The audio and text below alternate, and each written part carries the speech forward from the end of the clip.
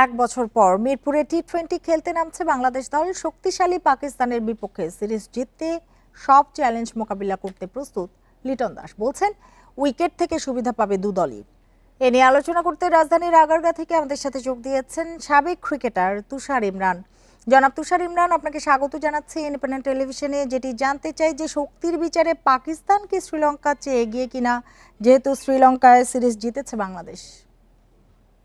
আমার কাছে মনে হয় পাকিস্তান একটু এগিয়ে আছে, বিকজ রিসেন্টলি আমরা পাকিস্তানের কাছে সিরিজ হেরেছি। পক্ষান্তরে কিন্তু শ্রীলঙ্কার সাথে আমরা তাদের মাটিতে সিরিজ জয় করে এসেছি। সো পাকিস্তান আসলে আনপ্রেডিক্টেবল টিম, যদিও তারা শক্তির বিবেচনা আমার কাছে মনে হয় যে একটু better then us. Let's see, যে আমরা যদি ভালো ক্রিকেট খেলি তাহলে ডিফিকাল্ট হবে পাকিস্তানের জন্য। জি, টি-20 ফরম্যাটে ব্যাটিং এর জন্য কতটা প্রস্তুত লিটনরা, কি মনে হয় আপনার কাছে? টি-20 ফরম্যাটটা আসলে এনিবডিজ গেম। আমার কাছে যেটা মনে হয়েছে যে ব্যাটারদেরকে রান করতে হবে। সিরিজটা জেতাটা যদি দেখেন তাহলে কিন্তু আমরা তিনটা ডিপার্টমেন্টে ভালো করেছিলাম লাস্ট ম্যাচটা স্পেশালি। সো ওইটা আমাদেরকে অনেক পজিটিভ দিক। ধরেন আপনি যদি তিনটা ডিপার্টমেন্ট ভালো করতে পারেন, শুধু ব্যাটিং ভালো করলে হবে না, বোলিংটাও ভালো করতে হবে। ম্যাচ জিততে গেলে বোলিং ডিপার্টমেন্টটা খুবই ভালো করতে হবে। আর ব্যাটসম্যানরা যদি দায়িত্ব নেয়, রেসপন্সিবিলিটি নিয়ে একটু ব্যাটিং করতে পারে, 170 160 প্লাস রান করতে পারে মিরপুরের উইকেটে, তাহলে আমার কাছে মনে হয় যে না, ম্যাচ জেতা সম্ভব।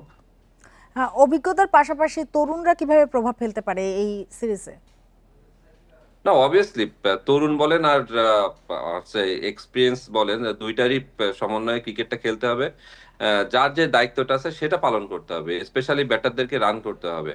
বলাররা তো অনেকদিন ধরে ভালো বোলিং করতেছে আমার কাছে যেটা মনে হয়েছে, বাট ব্যাটারদেরকে রান করতে হবে এই উইকেটের ভিতরে। সেক্ষেত্রে একটু জানতে চাই যে লিটন দাসের নেতৃত্বে দল কতটা আত্মবিশ্বাসী আপনার কাছে মনে হয়েছে? এত বড় একটা সিরিজ জিতে আসলাম। ওভারঅল কিন্তু আমরা শ্রীলঙ্কাতে ভালো ক্রিকেট খেলেছি, একটা টেস্ট ম্যাচ ড্র করেছি, একটা হেরেছি, বাট ওয়ানডে সিরিজটা হেরেছি। তারপরেও কিন্তু একটা ম্যাচ জিতেছিলাম ওয়ানডেতে। সো টি-20 সিরিজটা জেতাতে আমার কাছে মনে হচ্ছে যে লিটন দাস ভালোই স্টার্ট করেছে তার ক্যাপ্টেন্সিতে।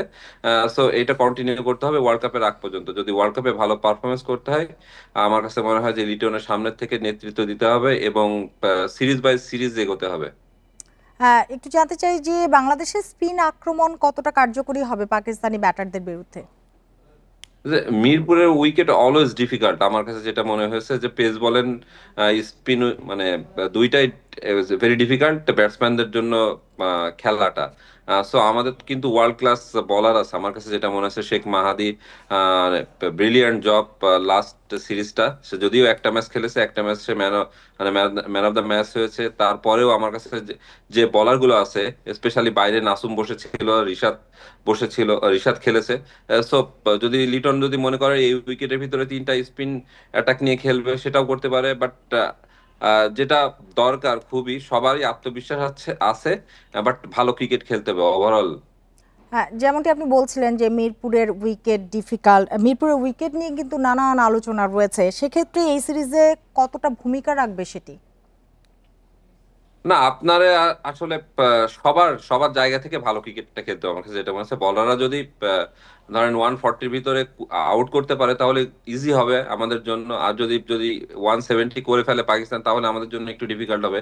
পাকিস্তানও কিন্তু ভালো একটা অ্যাটাক নিয়ে এসেছে, আমার কাছে যেটা মনে হয়েছে ওদের স্পিন অ্যাটাক ভালো, পেস অ্যাটাকও ভালো। সো ব্যাটিংটা যদি একটুখানি আমরা ওদেরকে যদি ধসিয়ে ফেলতে পারি, তাহলে আমাদের কাছে আমাদের জন্য ইজি হবে।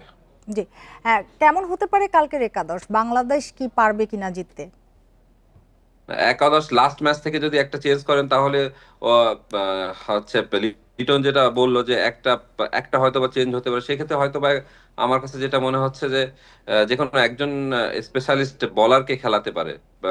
যেহেতু রাত্রে খেলা, সেহেতু হয়তো বা পেসটা একটু বেশি লিটন নিয়ে খেলতে পারে, পেস অ্যাটাকটা।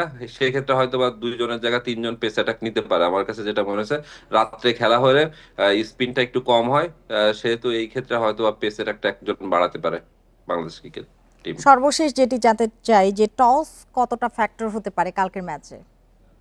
যেহেতু রাতে ডে নাইট ম্যাচ, অর্থাৎ দিনে আপনি পাচ্ছেন না, খুব অল্প সময়ের জন্য কিন্তু আপনি পাচ্ছেন। যারাই দিনে টসটা জিতবে তারা ফিল্ডিং করবে, আমার কাছে যেটা মনে হচ্ছে রাতে ওই রিস্কটা নেবে না, রাতে হয়তো বা একটু ডিউ ফ্যাক্টরও থাকতে পারে। সো যারা টস জিতবে তাদের জন্য একটু মানে এগিয়ে থাকবে আর কি, যে না ফিল্ডিং করলে বেটার হবে, বিকজ রাত্রে ফিল্ডিং করাটা ভেরি ডিফিকাল্ট হয় মিরপুরে। জি, জনাব তুষার ইমরান, আপনাকে অনেক ধন্যবাদ আমাদের সাথে যোগ দেওয়ার জন্য, আমাদের সময় দেওয়ার জন্য।